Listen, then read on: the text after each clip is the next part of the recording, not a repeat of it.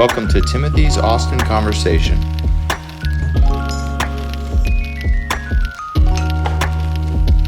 All right, welcome to Austin English Tea Company. I'm here with Miss Sarah Olano, and she's going to show us around and show us how British tea is actually done. Okay. Here we go. All right. So where are we here? So this is Michelle's Patisserie. This is a cake shop, and it runs into a tea room. So the tea room right now is set up for English tea. Okay. All the tables are set with the tablecloths and china and everything.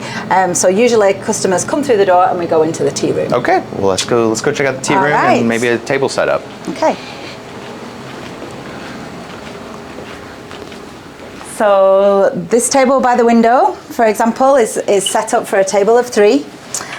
So each person has their own place setting. So we use English china, a lot of it I bring over from England.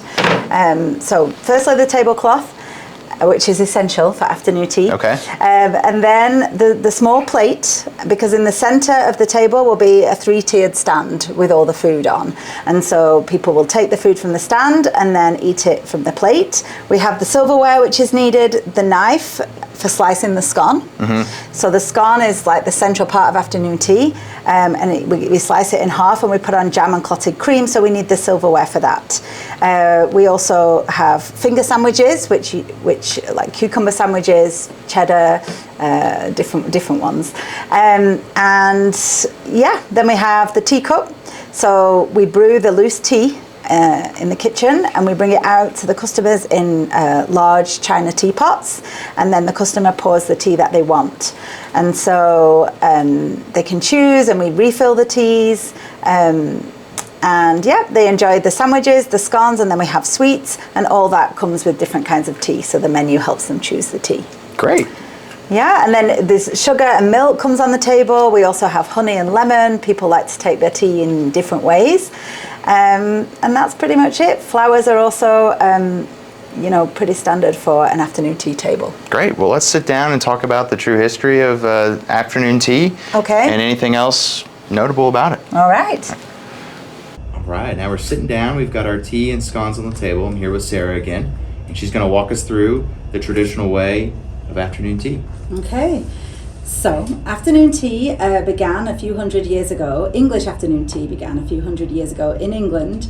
And originally it was a snack that people would have between lunch and dinner. It was a duchess who decided she got very hungry and she couldn't wait till dinner time. And so around 3-4 o'clock, she wanted to sit down and be served cucumber sandwiches, scones and tea. And so that tradition has carried on and can be found in England all over the place. In Austin, in America, it is not found as frequently, but when it is, we try to make it as special as possible and as close as possible to English afternoon tea.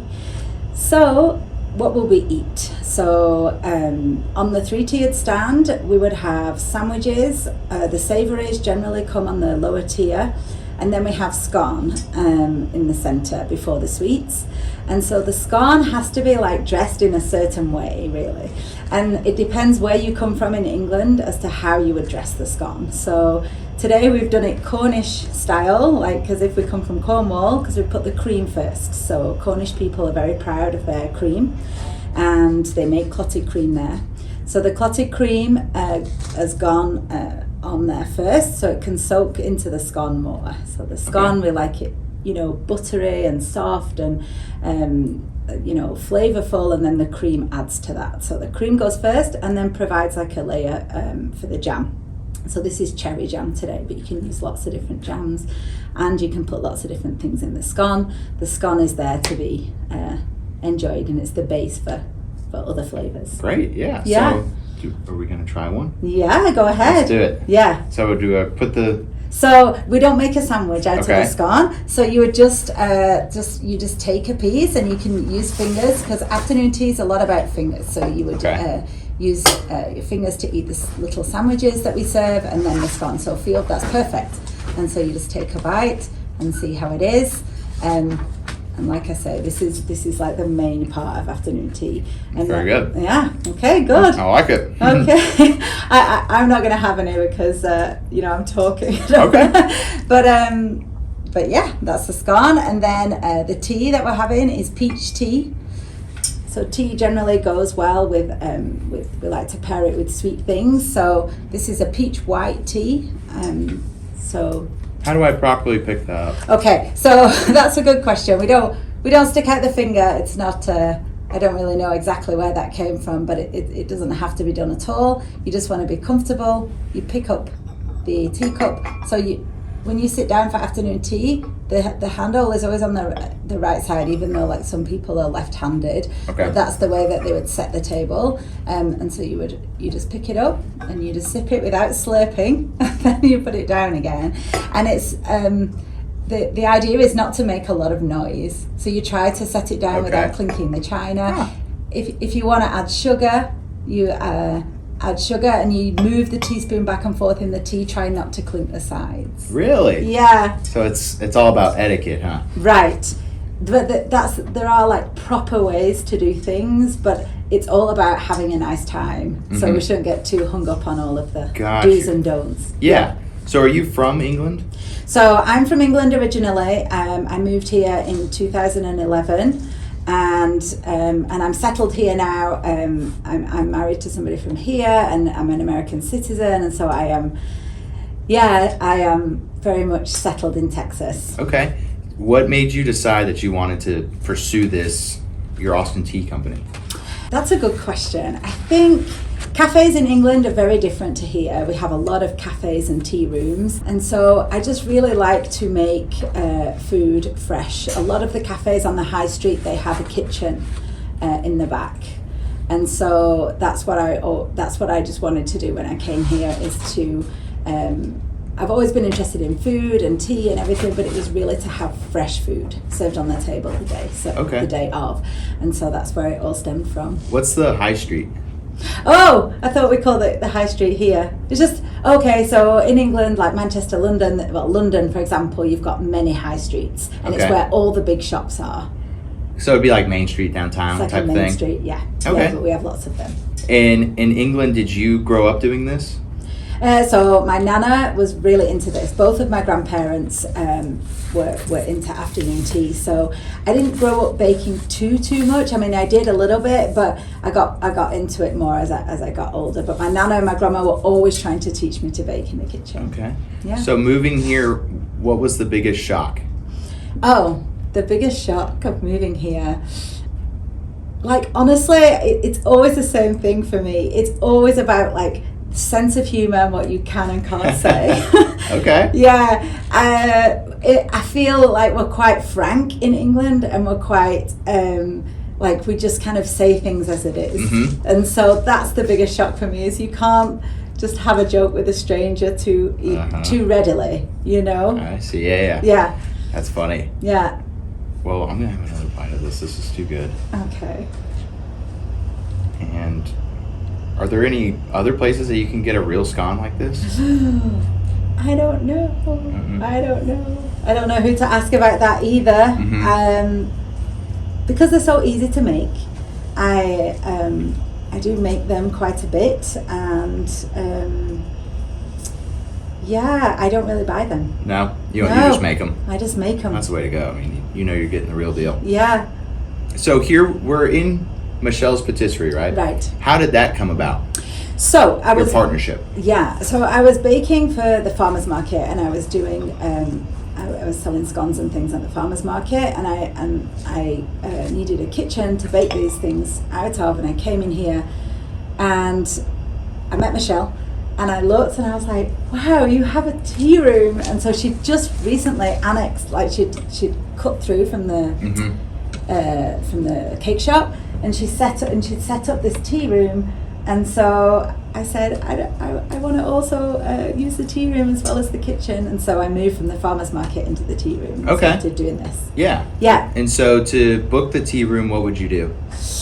So if you were a customer to book the tea room? Yeah. So we just do teas on weekends. So Saturdays and Sundays. We do bridal showers and baby showers and usually private parties on Saturday. Although sometimes you can get a table on Saturdays. And then on Sundays, we run 3 different teas back to back. And so everything is booked online. Everything is reserved in advance. No walk-ins. No walk-ins. Yeah, make it special that way. Yeah. And we get people knocking on the window sometimes. Really? Yeah, and trying to come in, yeah. Uh-huh. But we do. So, moving to Austin, we're big on our breakfast tacos. Yeah, I know. What do you think about that? I think you could definitely do a Texas themed afternoon tea if you wanted. Really? With Why not? with breakfast tacos or what would you put on there if you wanted to do a Texas themed afternoon tea? Well, people do ask for iced tea also. Yeah, you'd have to have barbecue sandwiches, tacos, iced tea. What else? What would be sweet? Cinnamon rolls. Ooh, yeah. Yeah. Do sweet tea as well. Yeah. We're big on our sweet tea down here. There you go. Wow, the menu just wrote itself. What's your favorite breakfast taco? Oh, I love the little roast potatoes. And so I have roast potatoes, cheese, and anything really spicy. I don't have egg in them. Spice? Yeah, anything spicy. Like I like jalapeno and onions and chilies, like lots of little spicy bits, and roast potatoes and cheese, and that's it. Huh. Yeah, it's Interesting. really No eggs. No eggs. I can eat them with eggs. Uh-huh. I do, but I don't choose. If you're asking for my favorite, that's my favorite: spicy Okay. roast potatoes. Okay. What is the British community like here in Austin? Okay, so that's a great question. So I don't know too many, but there is a netball group that I'm part of called Austin Retros, and we play netball. And the lady who organises that is really pushing netball in Austin. So a lot of British people play that. So that's bringing a whole group together. But other British groups, I don't really know so much. Okay. What's netball? It's like basketball, but harder. How come? No, maybe easier. I don't know. Okay. There's no backboard. Oh, and yeah, you definitely can't. harder. Yeah, and you can't bounce the ball, and that's it. Where do you play at? We play at Balcones Park. Okay. Yeah, I know exactly what you're talking about. Yeah. How often do you do that? So that's on a Monday night, and then I don't play down south, but they also have another session down south on a Wednesday. Yeah, yeah. Does this business keep you pretty busy? It definitely does. In what way? It definitely does. I have a little office here, and I'm here during the week, just answering emails, phone calls, and thinking of new things. I like to go swimming, and when I'm swimming, I think of the menu. I don't know how, but then by the time I finish the swim, I have a good idea of what I want to make. What's your newest thing that you've added to this? Because I know this is a traditional thing. Yeah. So how do you incorporate a new idea into a traditional setting like this? That's a really good question. I feel like there's always room to create and make more.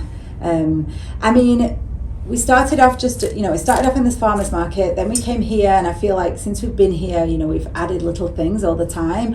I sell the loose tea in the shop, and we make the jewellery out of when the china breaks, we send it off and have it made into jewellery. Yeah, there's a lady in England that makes those for us.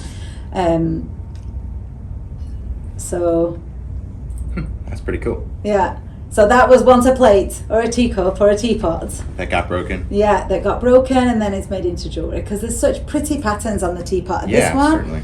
tells a love story actually, and it's like you can see all the pictures all the way around where the couple meet, and then they they sit under the tree together, and I think he proposes in the end, and it's like a whole love story around the china. So yeah. Well, talk to me a little bit about the china. I know you had mentioned earlier when we were talking that it's from Britain? Right. So I bring a lot of it over. So You fly with it? I fly with it. Oh, wow. In my suitcase. I wrap it up, I fly with it. And in 5 years, I maybe had 3 breakages Oh, somewhere. wow, that's pretty good. Yeah, yeah. It's So highly successful. How often do you go back there? I go back 2 times a year minimum, usually 3. Wow. Yeah. That's pretty cool. I know. And I guess you still have family there and everything. All my family are there. All my, my first family. Gotcha, yeah. Yeah. So with this china, what is this traditional? Like, how does this play into it? So there are quite a lot of things that go with afternoon tea. You need the plate and the teacup. The teacup should always be with the saucer. The teaspoon goes on this side, on the left side. Then we have all the silverware. Then we need a glass for water, milk, sugar, teapot, and 3-tiered stand. That's like the minimum. Okay. And then there are other things that you can have. If you go to like 5-star hotels and things, it's probably like lots of little like sugar cubes with the little pincers and things like that. Oh, yeah, okay. Yeah. Do the patterns play any role in this? No, I like to mismatch everything. So I purposefully, like that's a match there, and it makes me uncomfortable. Well, I like to make, I'll go around after and make sure that everything is like mismatched, because I think that's part of the fun, is to look at the china. Where is it from? How does it kind of coordinate on the table? Is there a limit to how many people can sit at the table? 10 is the maximum. Is that like traditionally or for you? No, you can. I think you can have as many as you want. Traditionally, it's served on a low table with comfortable chairs. People would sit down low to have the tea, because it sometimes gets confused with high tea, which is taken at like a high bench. So that's high tea. Like bar height? Pardon? Like bar height? Yeah, like a bar height type thing. And they would put like pies and big sandwiches and things. So people call this high tea, but this is afternoon tea, and it's usually it's supposed to be low level tea, low tables, low benches, low chairs. Okay, so would you do this in like a garden outside? Yes, do it in a garden. You could do it in some of the historic houses I've seen, like in that area, like Hyde Park and around the university. They are perfect settings for this kind of thing. Yeah, and so for high tea, when would you do that? Because this is afternoon tea. Right, afternoon tea, 3:00, let's say. High tea is more like 5:00. And it's when workers would come home and have substantial food. Does this have caffeine in it?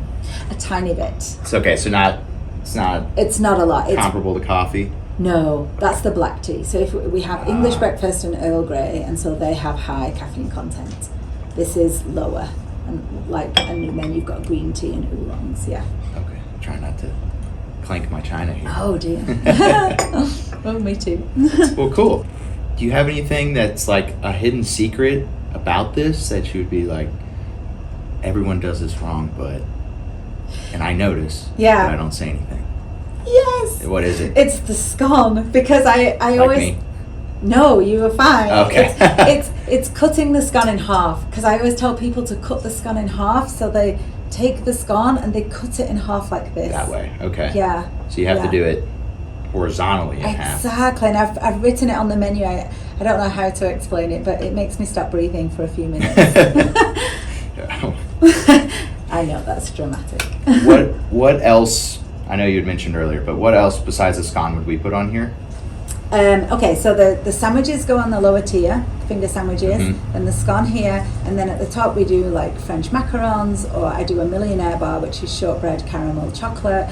We do, at the minute, we're doing a cheesecake in a teacup. Some people put petit fours, different dessert things. Okay, and then we have peach tea today. Does the flavor indicate anything significant? Or it's just preference? It's just preference, I think. What are the other flavors you would do? So we have coconut oolong. I really like that one. And then we have a ginger lime, and we like that when we do the curried carrot. So we do curried carrot, hummus, and ginger lime, and they go very well together. So that's what I'd love to work on more, is like how to get the tea to match the flavors in the food a lot. So there's 3 main flavors that you would do. We have jasmine green. Okay. We have peach white. We have red berries, which is hibiscus tisane. Ooh, So it's not real tea. There's no caffeine. Oh, okay. Yeah, it's very strong, like raspberry cherry flavor. And what's the process for brewing this tea? Okay, so we always use loose tea, and we brew it in a glass canister. So we put in the loose tea, we put the hot water in, and we wait, and then we pour it out of it, and it filters into the teapot like this. But as we pour it in, we filter it again to try to get as much of the little sediment. Okay. Is it like the coffee press style? Yes, but we don't press down. Oh, you just leave it up? It's just at the top, and it just filters as we pour it out, but it's very similar to that. And then the water. I read on your website. Yeah. It's very specific. Okay. It is, because you have to use good quality water for tea. The more like soluble things that are in water, the more it's going to affect the flavor of the tea. So you want it nice and filtered. So you just do regular, or not regular? You would do. I use filtered water always. Do you like boil that and?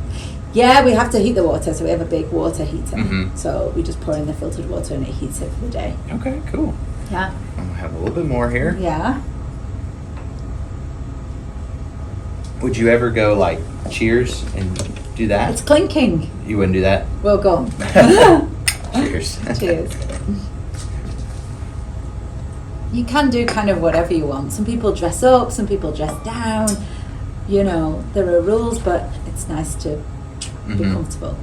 Now, what made you move to Austin? I know you're married, so yeah. That helped you. But what's your favorite thing about Austin? What keeps you here besides family? I love a lot about it, honestly. I really do. I love the way that Austin embraces entrepreneurs, and that wherever you need help and support, it's definitely here. People are positive and enthusiastic, and they want you to like grow and do well, and so that's a real theme I find in Texas that I really like. Did you have to call on anyone to help you when you were getting started? So, well, I use Score. Score is like a business resource here in Austin. They're great. They do different trainings and things. Yeah, I mean, I've just met people who have their own business, and it's just really good support network. Cool. Yeah. And then, are you on any social media? Where can people find you? So, yeah, we have Facebook and we have Instagram, and that's it really. That's it for now. Social media for now. That's enough for each, I think. Okay. Would you ever do like an off-site thing? Like, could people have this in their backyard? Yeah, we do off-site things. We've partnered with different venues, and we've done teas for them. And we've done weddings. We've done them in people's homes. We love to come off-site. And you bring the whole we setup? bring everything. Oh, great. Yeah. That's cool. And you hand bake these? I make everything from scratch. Everything from the tea I to get the up very scones? early. Yeah. I do. Do you do anything else besides this? No, I was a teacher. I did do both, but it was just so much work. I really wanted to focus on this. That's a good problem to have. Yeah. Cool. Well, it was really good talking to you. This was a lot of fun. This is super cool, and it's totally out of my element, so I learned a lot today. Well, you did very well. Do you have anything else that you would like to throw in there? I don't think so. I just hope people can come see us or have tea at home and just get out that china that Grandma left to you and brew the tea and make the scones. Very simple, very quick, and have a great time. Yeah, well, great. So we're at Michelle's Patisseries, where you can find the Austin English Tea Company. We're right just north of Anderson Mill on 620 in North Austin, and it's a really cool place. Definitely sets the scene very well, and we appreciate you having us out here. Thank you for coming. Thank you for enjoying it. Thank you. Thanks for joining us. Please remember to follow and review.